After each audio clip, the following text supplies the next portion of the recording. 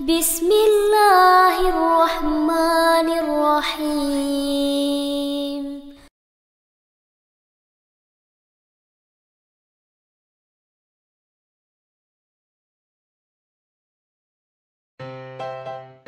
Assalamualaikum warahmatullahi wabarakatuh. Halo anak-anakku solih dan solihah level 3 SDI Alabidin. Alhamdulillah, pada kesempatan kali ini Ustadz Opik kembali menyapa anak-anakku solih dan solihah dalam pembelajaran bahasa Arab. Dalam pembelajaran bahasa Arab di semester 2 ini, anak-anakku yang solih dan solihah, materi apa saja yang akan kita pelajari? Oke, sebelum kita masuk ke pembelajaran yang Ustadz sampaikan, silahkan anak-anakku semuanya disiapkan buku paket religion ataupun buku paket PAI. Silahkan disiapkan anak-anakku semuanya. Oke, sebelum kita mulai, mari kita baca dengan baca basmalah bersama-sama. Bismillahirrahmanirrahim. Oke, anak-anakku solih dan solihah level 3 SDI Alabidin. Dalam pembelajaran kali ini, untuk pendidikan agama Islam dan budi pekerti, silahkan anak-anakku semuanya membuka buku paket mulai dari halaman 89 dan nanti kita sampai halaman 98. Apa saja yang akan kita pelajari di pertemuan pertama ini? Silahkan disimak slide berikut ini.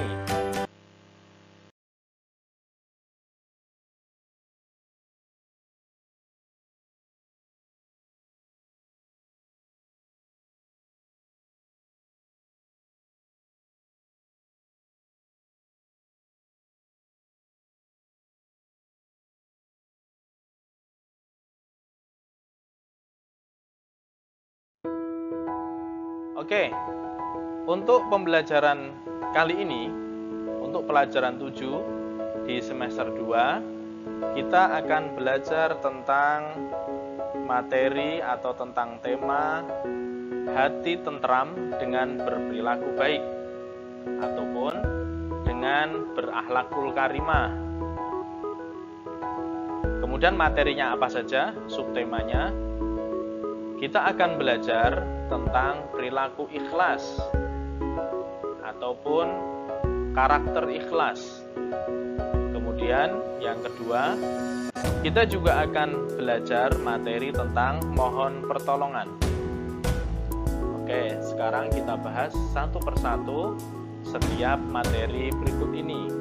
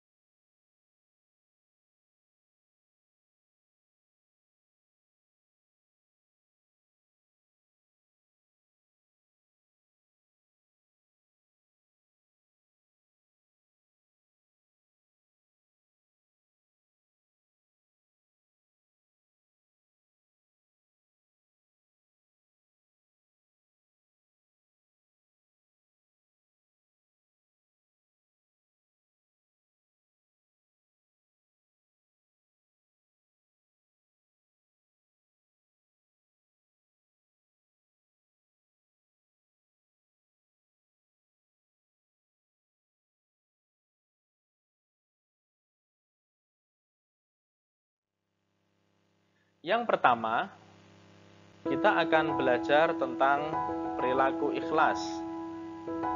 Apa yang dimaksud dengan perilaku ikhlas?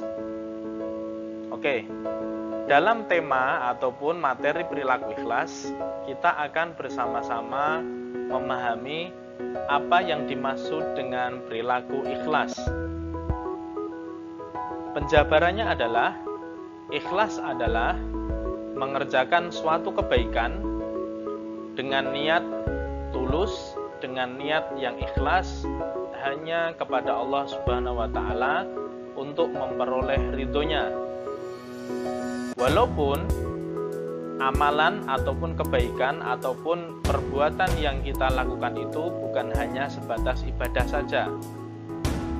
Setiap kegiatan ataupun perbuatan ataupun amalan kebaikan yang kita lakukan dan kita niatkan untuk mendapatkan ridho Allah Subhanahu wa Ta'ala. Nah, itu termasuk perilaku yang ikhlas. Kemudian niat yang baik dari perbuatan yang kita lakukan akan menentukan, akan menjadi awal perbuatan baik. Niat yang ikhlas akan mengantarkan perbuatan yang ikhlas pula. Ikhlas menjadi syarat diterimanya amal. Kemuliaan di sisi Allah Subhanahu wa Ta'ala dilihat dari ketulusan dan ikhlasan dalam beribadah dan beramal. Kemudian ayat Al-Quran yang menjelaskan tentang keikhlasan dalam beribadah dan beramal adalah surat Al-Bayyinah ayat 5. Ayo, siapa yang sudah hafal? Apa bunyinya? A'udzu billahi minasyaitonir rajim. Wa ma umiru illa liya'budullaha mukhlishina lahuddin. Kayaknya semuanya sudah hafal ayat ini, ya. Surat Al-Bayyinah ayat 5. Ustadz kira semuanya sudah hafal ini dan sudah hafal banget, sudah mantap hafalannya untuk ayat ini.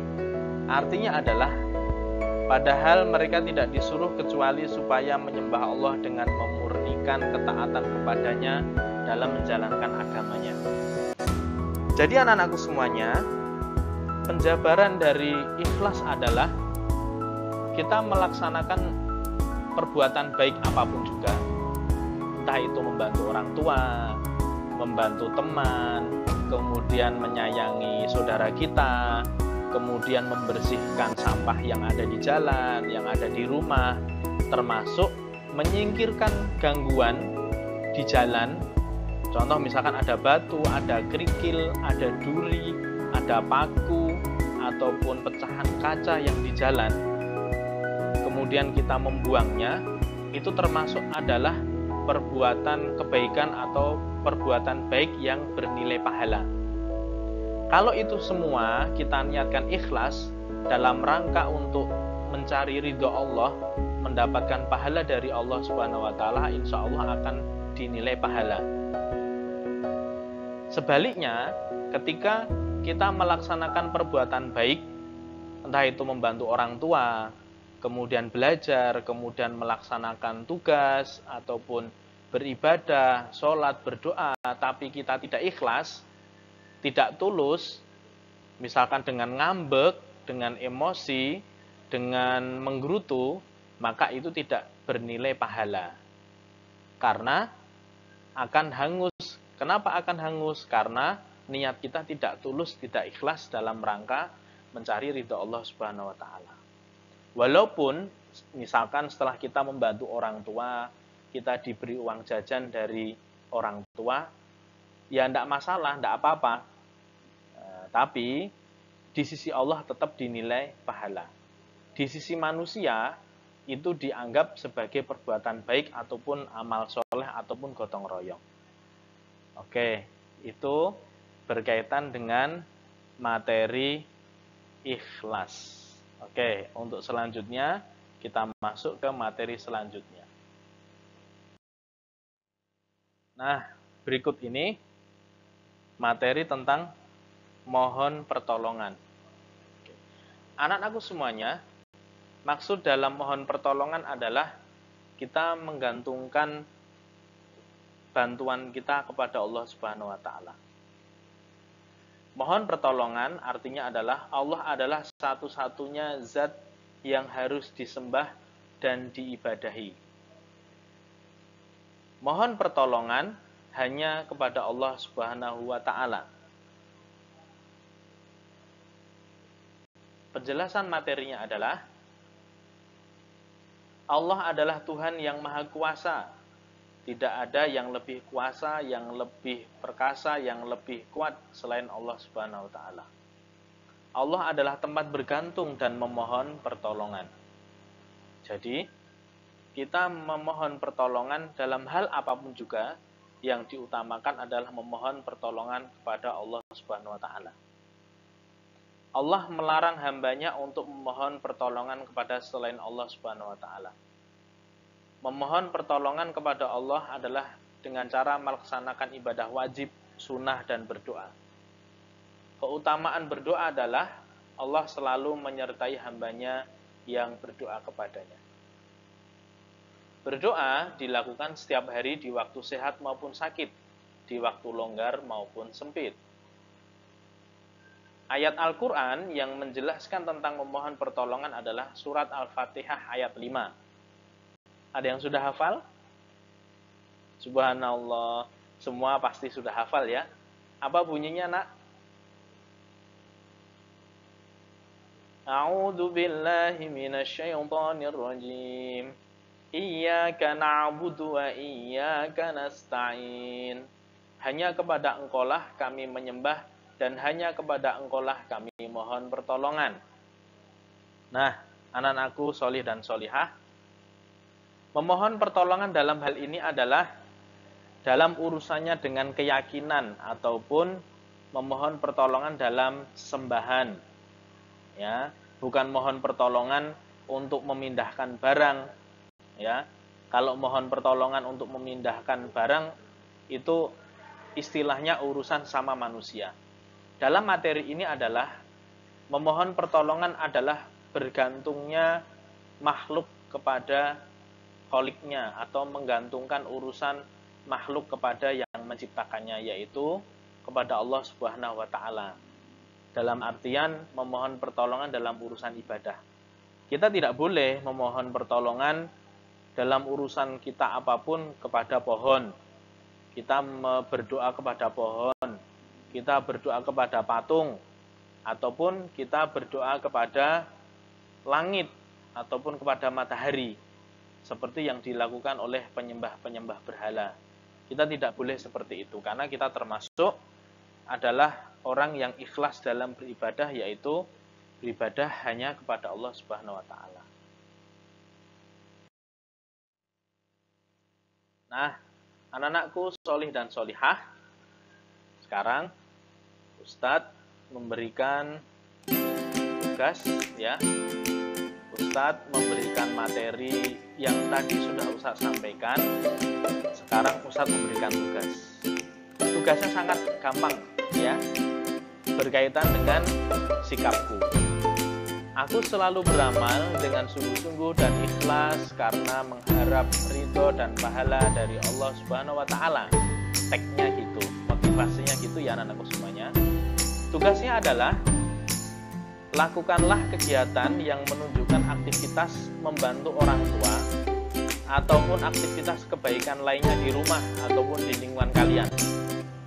Contoh misalkan menyapu, menyiram tanaman, merapikan buku, kemudian kegiatan-kegiatan kebaikan yang lainnya selain ibadah sholat loh ya. Kalau ibadah sholat jangan dulu, itu kegiatan nanti, itu tugas nanti.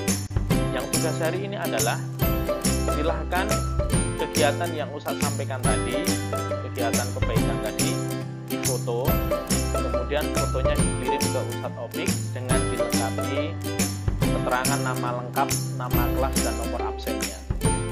Ustadz lah, aku kan punya pembantu, aku kan tidak menyapu. Ya sesekali lah dilakukan kegiatan atau aktivitas menyapu, kan nggak apa-apa, tidak harus membantu kan, ataupun merapikan tempat tidurnya, ataupun merapikan perlengkapan belajarnya, ruang belajar.